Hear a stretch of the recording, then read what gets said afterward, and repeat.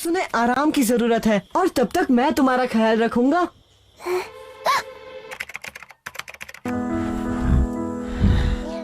I've never seen a man cub before. Anything else in the real world. জীবনের অধিকাংশ সময় পশুদের সঙ্গে জঙ্গলে কাটায় বাস্তবের মোগলি। মানুষের আদল থাকলেও দেখতে অনেকটা সে ভিন্ন, তাই গ্রামের মানুষের কাছে বিদ্রূপের পাত্র হয়ে উঠেছিল সে। 21 বছর বয়স পর্যন্ত মায়ের আদর যত্ন থেকেও বঞ্চিত ছিল ওই তরুণ। বিদ্রূপের হাত থেকে বাঁচতে জঙ্গলে গিয়ে বেশিরভাগ সময় কাটায় ওই তরুণ। সোশ্যাল মিডিয়ায় চর্চায় এখন সে বাস্তবের মোগলি। কিন্তু এলির এমন জীবনের জন্য দায়ী কে? সম্প্রতি এক টিভি চ্যানেলে দেওয়া সাক্ষাৎকারে তরুণের মা জানান তিনি সঠিকভাবে দেখভাল করতে পারেননি তার সন্তানের।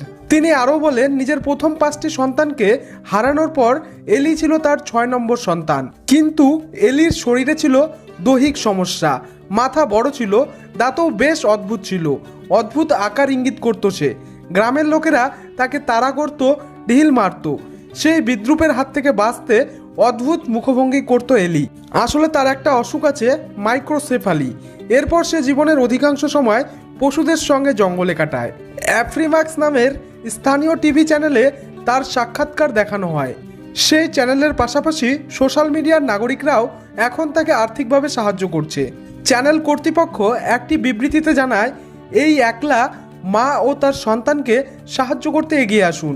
কোনো উপার্জন নেই, তাই খাদ্যের অভাবে ভুগছে পরিবারটি। এই তরুণটিকে জঙ্গলে গিয়ে ঘাস খেতে হয় খিদের তাড়নায়। আসুন এই ছেলেটি ও তার মায়ের জীবন বাঁচায়। ইতিমধ্যে প্রায় $4000 অনুদান জমা হয়েছে।